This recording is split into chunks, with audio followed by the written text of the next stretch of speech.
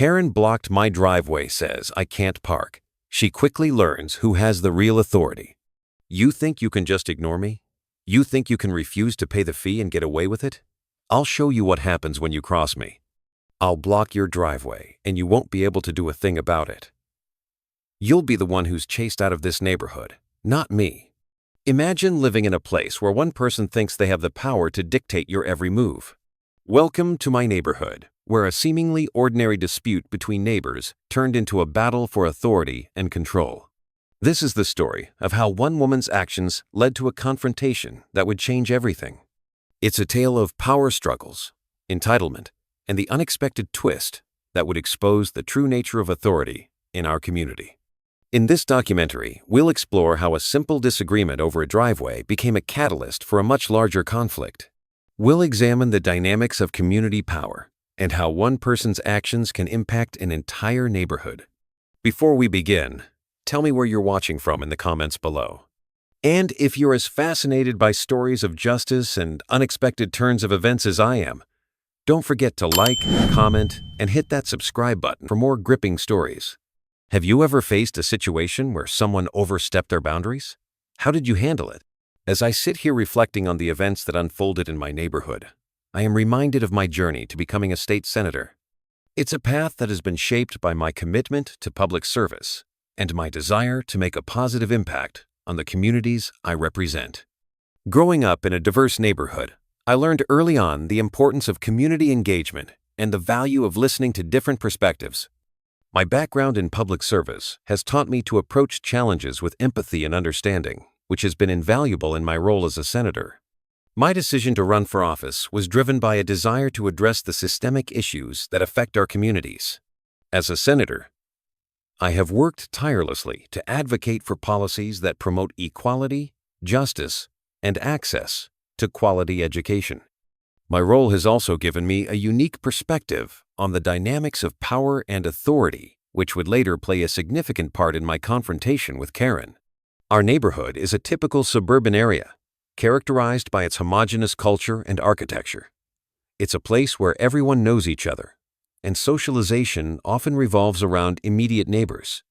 The sense of community is strong, but it can also be insular, leading to a lack of diversity in perspectives and experiences.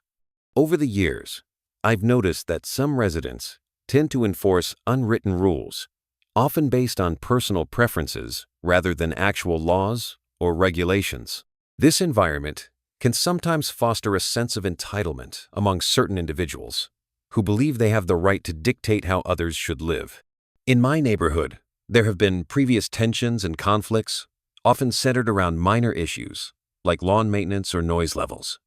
However, these disputes rarely escalate beyond a heated conversation or two. That was until Karen moved in. Karen is a force to be reckoned with. She has a strong personality and isn't afraid to express her opinions, often loudly and assertively. From the moment she arrived, she began imposing her own set of rules on the neighborhood. She would complain about everything from the color of someone's front door to the type of plants in their garden. Her behavior was not just annoying, it was also intimidating.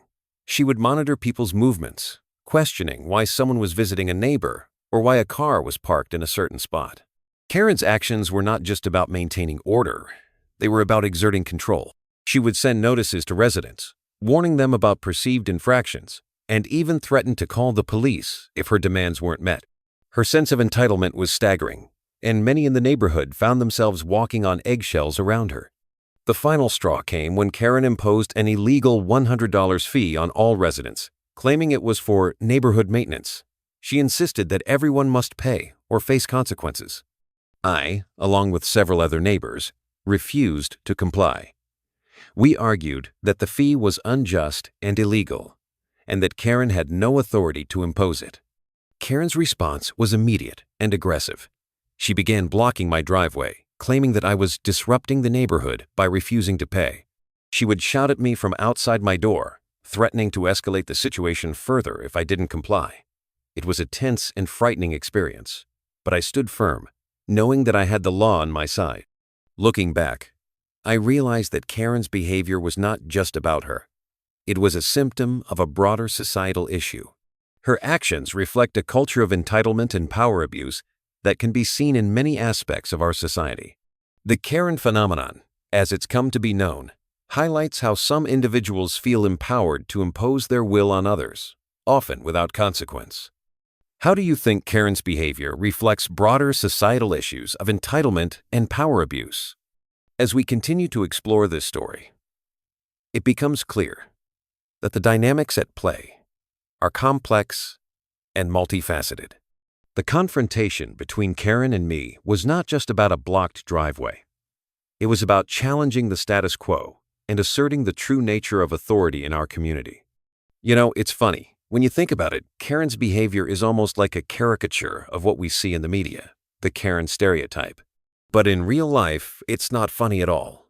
It's intimidating and stressful. But what's interesting is how this behavior can be a reflection of deeper societal issues. When individuals feel empowered to dictate how others should live, it often stems from a sense of entitlement that can be damaging to communities. As a senator, I've seen this play out in different contexts. It's not just about one person. It's about how we as a society allow these behaviors to persist.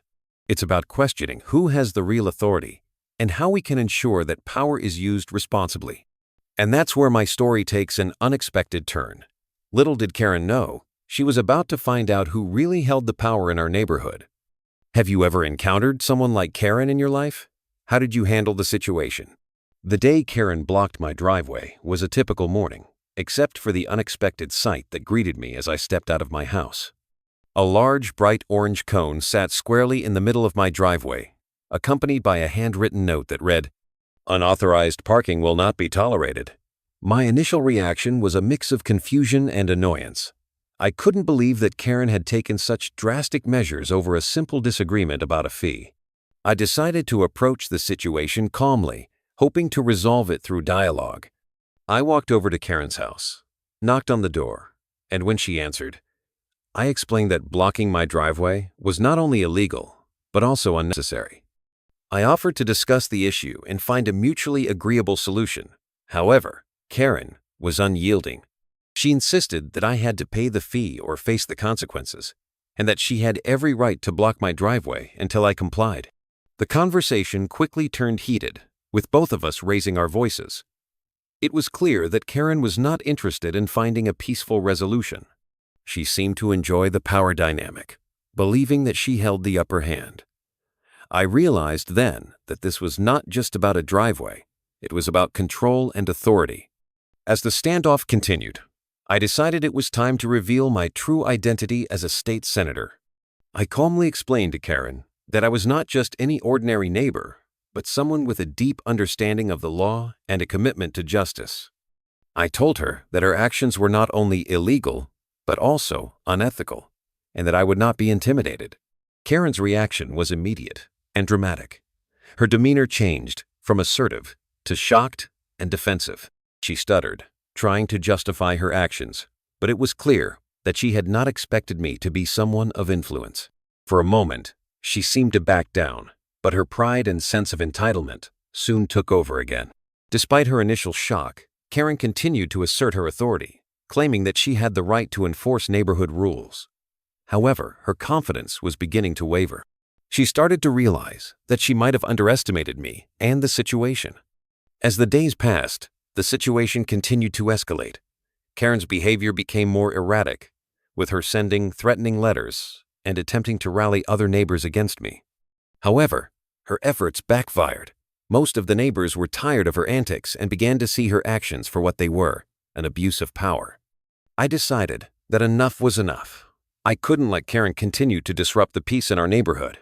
Using my resources and influence, I made the bold decision to buy the entire neighborhood. It was a drastic move, but I believed it was necessary to restore order and ensure that no one else would have to endure what I had.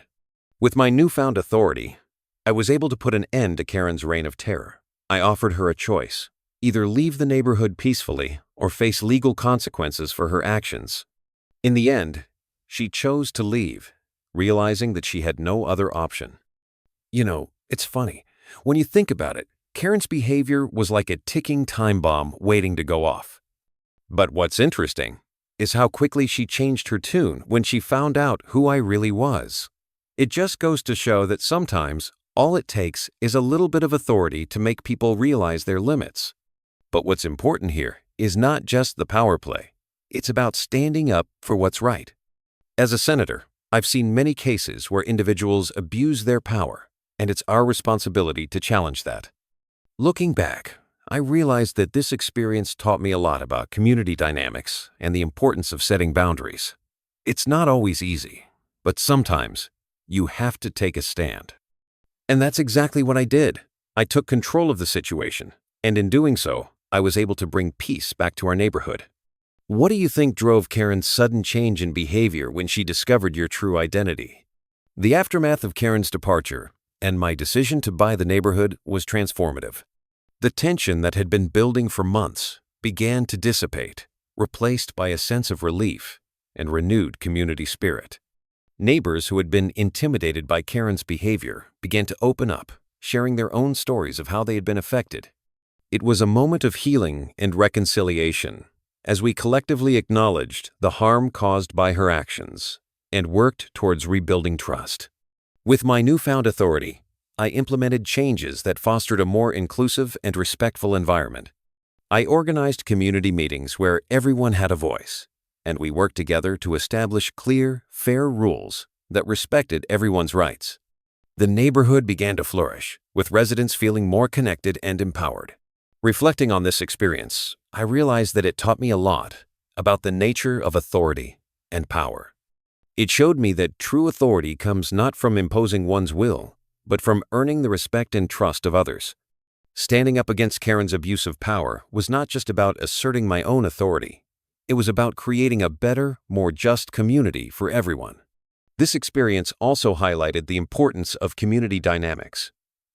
In neighborhoods where social cohesion is strong, individuals are more likely to support each other and work towards common goals. Conversely, when one person seeks to dominate others, it can lead to division and conflict. By taking control and promoting a culture of respect and inclusivity, I was able to restore balance and harmony to our community. In conclusion, my story is a testament to the power of standing up for what is right, even in the face of adversity.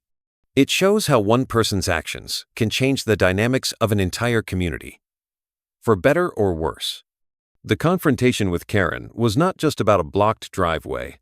It was about challenging unjust authority and asserting the true meaning of community leadership. As we reflect on this journey, we are reminded that authority is not just about power. It's about responsibility and service. By embracing this responsibility, we can create communities that are fair, respectful, and strong. This documentary explores how one woman's actions led to a confrontation that would expose the true nature of authority and community dynamics, ultimately leading to a more just and harmonious neighborhood. How do you think this story can inspire others to stand up against similar forms of entitlement and abuse of power? As we conclude this documentary, I want to leave you with a challenge. If you've ever faced a situation where someone overstepped their boundaries or abused their power, I encourage you to share your story.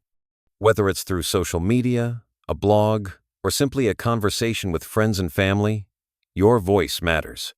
By sharing your experiences, you can inspire others to stand up for what is right and create a ripple effect of positive change in your community. If you're inspired by this story, consider taking action in your own neighborhood or community. Organize a meeting to discuss local issues, volunteer for a cause you believe in, or simply be an ally to those who need support. Every small action counts, and together we can build stronger, more just communities. As I reflect on my journey with Karen, I am reminded of the importance of community and authority. True authority is not about imposing one's will, but about earning respect and trust. It's about creating an environment where everyone feels valued and heard. By standing up against Karen's abuse of power, I was able to restore balance and harmony to our neighborhood, proving that even one person can make a difference. The story of Karen and my driveway is more than just a personal anecdote. It's a testament to the power of community and the responsibility that comes with authority. It shows us that when we stand together and support each other, we can overcome even the most daunting challenges. And that's the message I hope you take away from this documentary. Remember, you have the power to challenge unjust authority and create positive change in your community. Don't be afraid to use it. But what's important here is not just the story, it's the impact it can have. By sharing our experiences and supporting each other, we can build stronger, more compassionate communities. As a senator, I've seen firsthand how individual actions can lead to systemic change. It's not always easy, but it's always worth it. So, I hope this documentary inspires you to take action, to stand up for what you believe in, and to never underestimate the power of your own voice. What message do you hope viewers take away from this documentary, and how can they apply it to their own lives?